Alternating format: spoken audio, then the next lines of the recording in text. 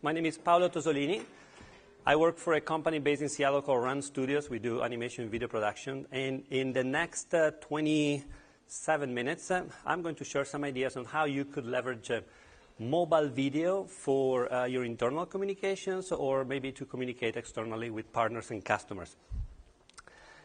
So what is mobile video? It's the intersection of two mega trends. One is mobile and one is online video. And let's take a look at mobile first. So mobile is this global phenomenon. It affects any demographics. It is just exploding. It represents the present and the future of communications. And an interesting thing that is happening is that the devices are getting smarter and smarter, and people are buying those devices at an increased pace.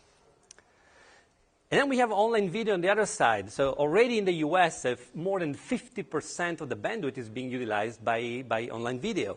And a Cisco report that I'm showing here is showing that the consumption of video on mobile devices is going to be one of the fastest growing services that in the next few years. And of course, when it comes to devices, the iPad came out, the Kindle Fire came out. These are all great tablets that you can consume and enjoy video so well. And that also helped, of course, increase the consumption of video on your device. But what about content creation? So content creation is also an interesting aspect. For example, the Wall Street Journal, they equipped their staff, their digital reporters, with iPhones so that they could go out in the field and record short 45-second clips and upload them directly to their portal. So that tells something about the importance of video to be the velocity on which we want to capture news and publish them. So how can you be part of this, I like to call it revolution, it's content creation on devices. So there are a couple of ingredients. One is, of course, equipment, finding the right equipment, and also getting some best practices and getting familiar with those. So let me start with equipment. So for the sake of this presentation, equipment is not a laptop, is not a netbook, is a smartphone or a tablet. So something that costs less than $500 that fits in your pocket or in your purse, is connected to the internet and can do more than one thing. That's what I call multitalented. And if I'm looking at the ecosystem out there for for consumption of mobile video, we have several operating systems. We have Android and Apple and then BlackBerries and then now Windows Phone is Surface and so on.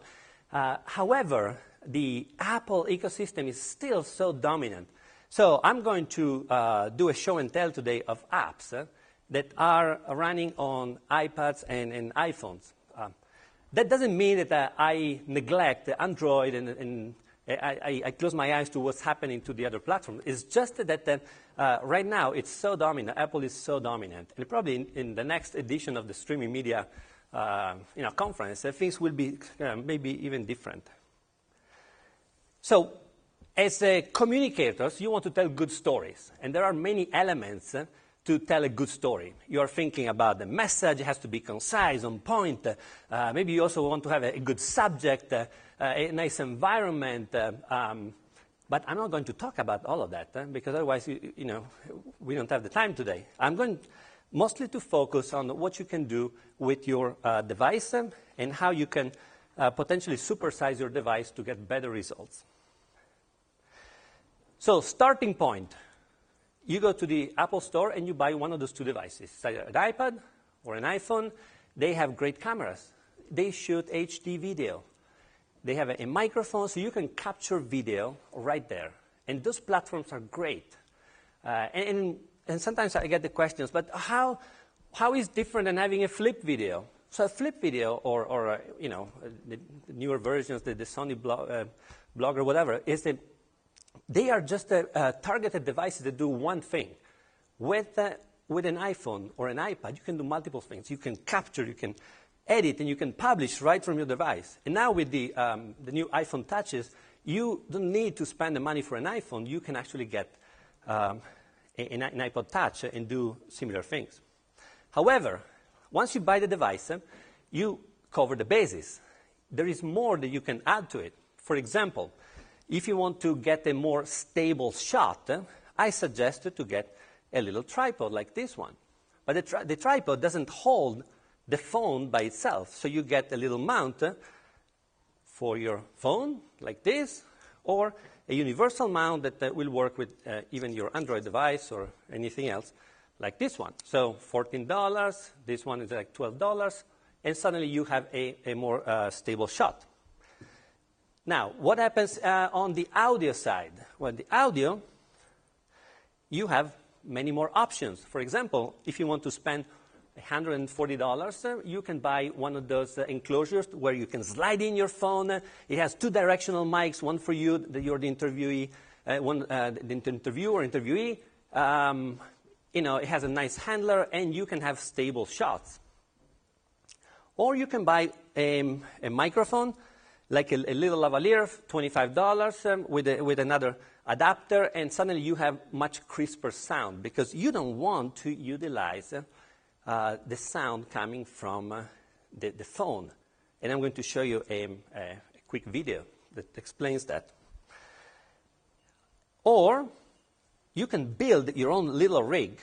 And I have a video for that, but I will not play it today, but I can send it to you. If you go to my YouTube site, youtube.com/Tosolini, that is my last name, I explain how you can take this handler. You can attach a nice light on top, like this LED panel. You can slide in your external receiver for a microphone. You put your phone here, and suddenly you're going to do mobile interviews with less than $100. So let's talk about best practices. What do you need to keep in mind when you shoot video? First one is don't shoot vertical video. It's so easy. And why? Because the TVs are horizontal, and then monitors are horizontal. It doesn't make sense to shoot vertical video. They don't fit, simply. What about audio? So let me play a little clip that I shot at the CES, if the internet here collaborates. And it will tell you the difference of before and after using a mic. I don't have audio.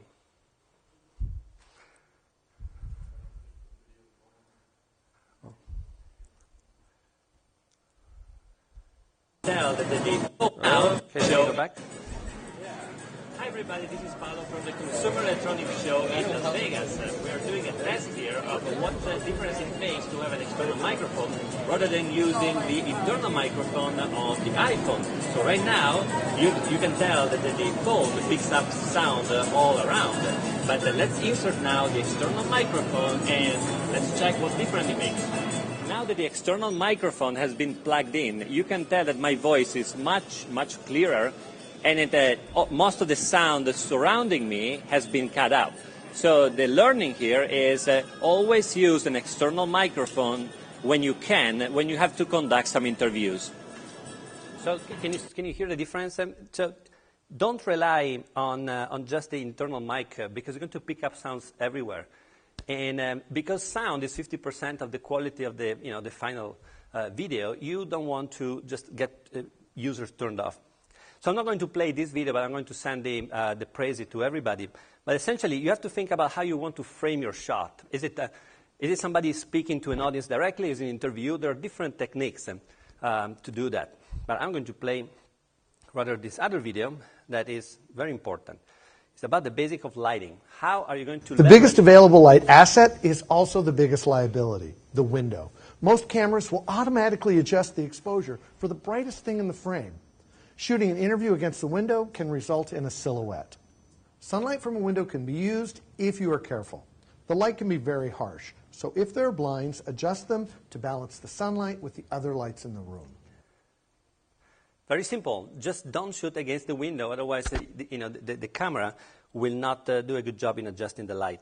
Okay, enough about theory. Let's do my show and tell now. So there are different scenarios that you may be involved when it comes to mobile video. For example, you could be asked to document an event, like your boss is sending you to streaming media, and they say, okay, come back with me with a little video about what you saw. And he says, okay, I'm going to do it. So how are you going to shoot this video? So you have your device, you know now how to use it, leverage the light and so on. Let's take a look at some of the apps. So on an iPad, for example, or on an iPhone, you could leverage the existing app to capture video. However, there are better options out there. And in particular, I would suggest you to look into this app called Filmic Pro. So Filmic Pro, what it does, where's my camera here? What it does is it gives you more freedom to, for example, to focus and to lock the exposure, to set the white balance, even to define how much of the resolution you want to capture, if you want HD or you want even lower resolution. So for example, I'm locking now, you see, a different level of exposure, and I can lock the exposure in this way. And then I press the record button, and then I can essentially have more control on my shots. Once you capture the video, what is the next step? Editing. So editing, there are a couple of apps that I really like. One is Pinnacle Studio. So Pinnacle Studio, it's a fairly sophisticated app. It has a lot of controls, and I'm just going to give you a quick look at it. So we have the timeline, we have all our videos, we have special effects like picture-in-picture. However, the Pinnacle Studio works on the iPad, and if you're planning to utilize the iPhone or an iPod Touch, my suggestion is to go for iMovie. iMovie does probably 70% of what the other one does, but it does, for most of your scenarios, it's probably fine. And I'm going to give you a quick demo of how you can, in 2 minutes, edit a quick video. So I'm going to create a new project. Here's how it looks like. I shot a video in Seattle when it was snowing last season. Hi, this is Paolo Tosolini reporting from Seattle. Can you turn We're currently having turn a up the volume a little snowstorm bit? here.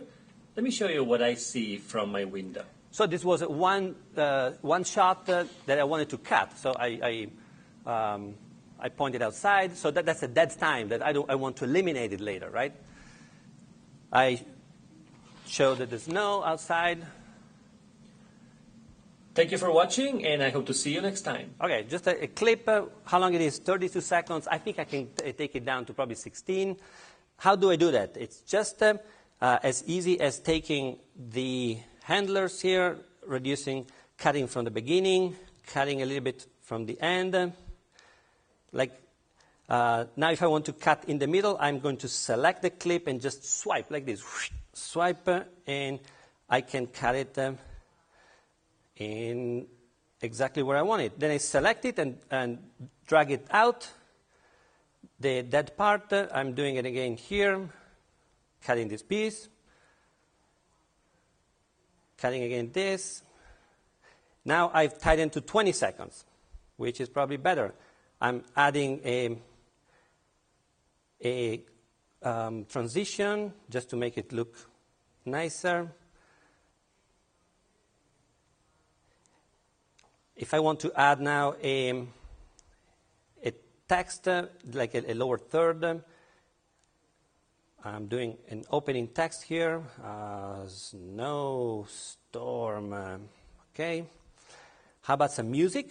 Yeah, music is good. So I'm going to go to my library. It was snowy, so I think a holiday music sounds good. Country Christmas, perfect. Let's play. Hi, this is Paolo Tosolini reporting from Seattle. We are currently having a snowstorm here. Let me show you what I see from my window.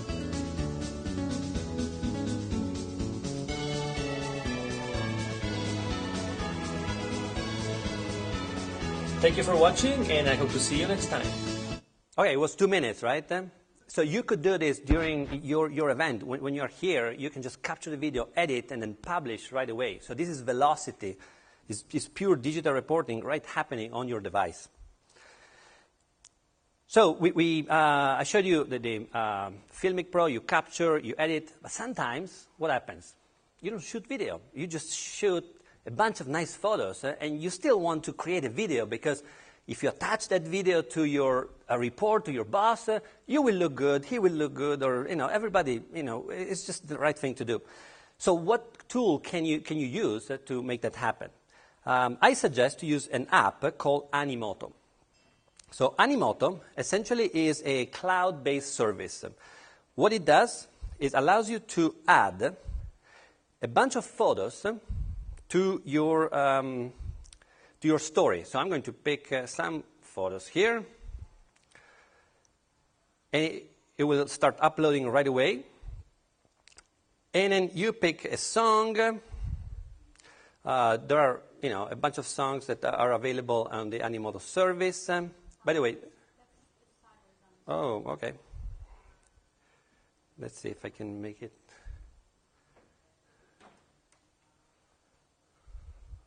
Let's do this. Okay. Okay, cool. Thank you. I'm selecting and some background music. I can pick a theme. And let's see, style. I have different styles. Some are more holiday, some are more serious. I'm going to pick this one. And essentially, you upload all of this media to their servers. So I'm going to show you an actual, because it may take a couple of minutes to render it, I'm going to show you what a final video might look like, rather than waiting for the whole video to be rendered. But essentially, I uploaded previously these photos, and here it is.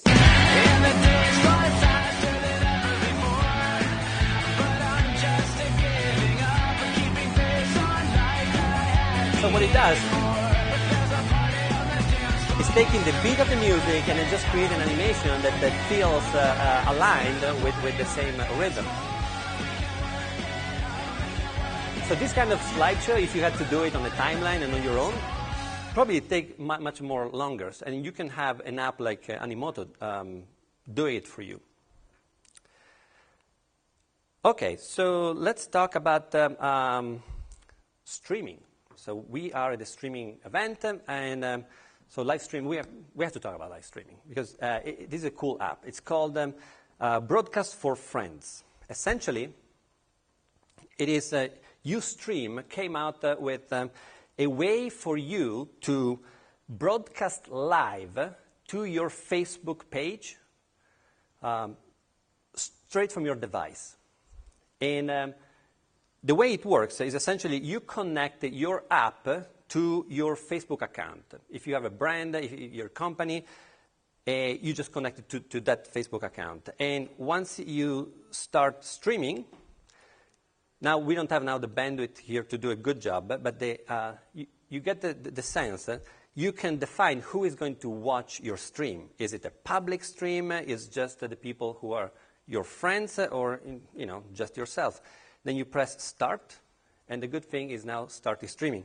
So if I'm going to my Facebook account, let me see what could be the experience. I cannot stream and look at my Facebook account, but I want to show you what would be the experience from the other end. So here's my Facebook page, and here it is, live from Los Angeles. Do you see up here? That would be the experience. People click on that link, and they see the image, the live streaming coming to your page. So something that you might want to experiment. It requires a better connection that we have right now here, and probably more than 8 more minutes for me to demo. A Broadcast for Friends by Ustream. So let me go back to my presentation. So we talked about digital reporting. What about collaboration? Collaboration is a productivity scenario. You might have an increasingly mobile workforce, and you may want to engage with them either face-to-face and see them in face, and we know we have Skype and we have FaceTime, but that's a one-to-one. What about if we want to have 10 people at the same time and just talk, hang out? Hang out, that's the right word, because Google came out with in Google Plus, there is this nice feature called Google Plus Hangouts. And Hangouts is essentially the Skype on steroid for having multiple people engaging with each other. And what it does, essentially, you pick the people that you want into your Hangout, and then you start the Hangout. If I do it now, these people are all over the world, so I cannot really demo. We would have to have connected to each other. But you can have essentially 10 faces engaging to each other and speaking. It's a free app. I like it. Google, and you can also share documents through Google Docs. So it's a pretty powerful app. What else? Webcasting or a webinar. A webinar is essentially a PowerPoint demo that you do with an audience, and then you narrate it. So let me do a demo of what could be a scenario where somebody at the headquarters engages with the sales force, that is a remote sales force. So on my laptop, I have an application called TeamViewer, and I'm launching TeamViewer meeting also on my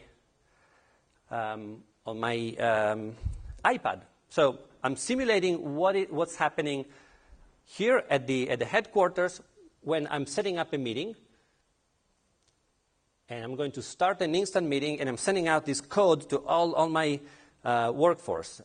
And the code, in this case, I'm copying it from my laptop. 409. I'm joining the meeting. And now, on this side, I am the person in the field watching the presentation from my boss, who is in remotely. So here it is. On my computer, I can now go online, browse, and I can see exactly what's happening on my computer. It is being broadcasted to all the other people in the field. And then I can also add voice over IP, and also I can do chat. So that's another interesting scenario that you can do with the iPad. Another one.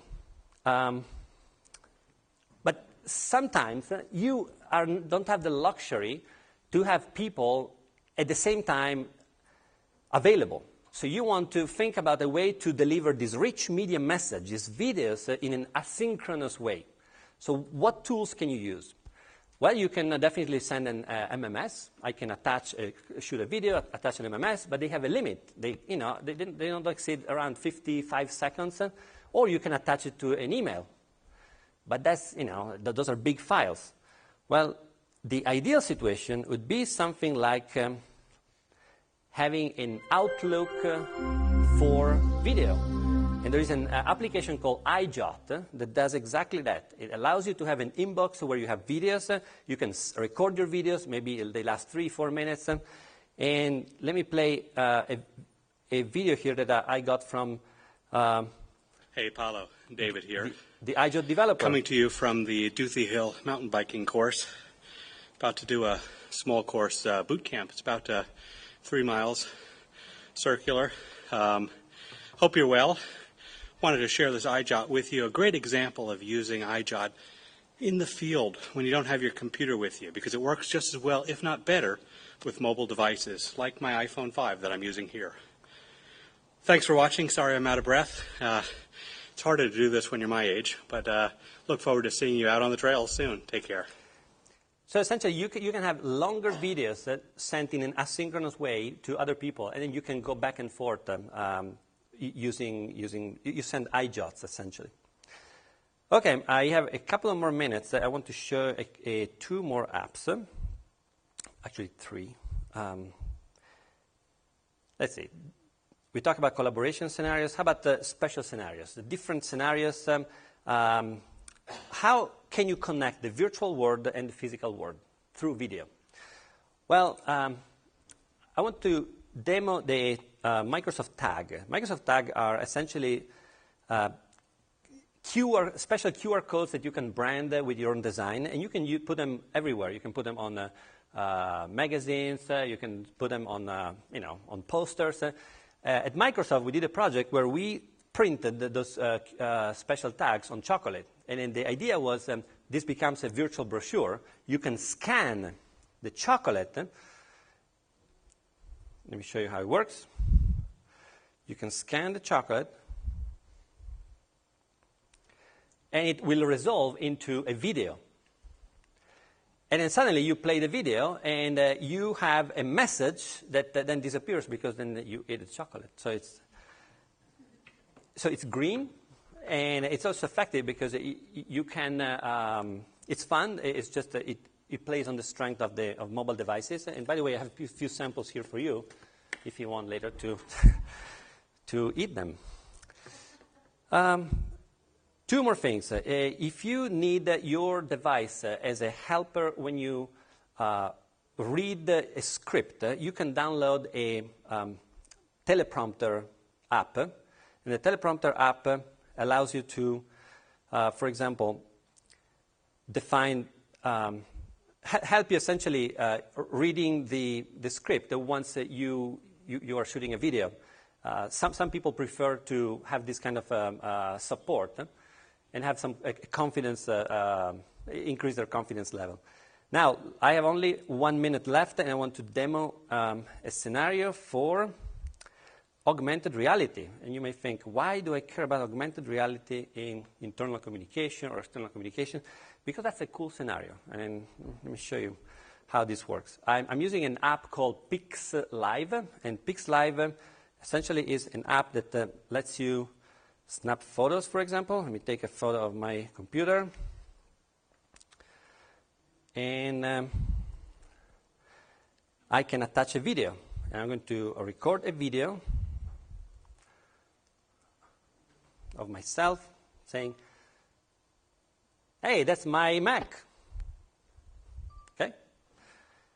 I can use it. I can put it down here. I can make it cooler like this. I can put some text. Okay. And now I can distribute it. And then when I look around and I snap, I can point. Hey, that's my Mac.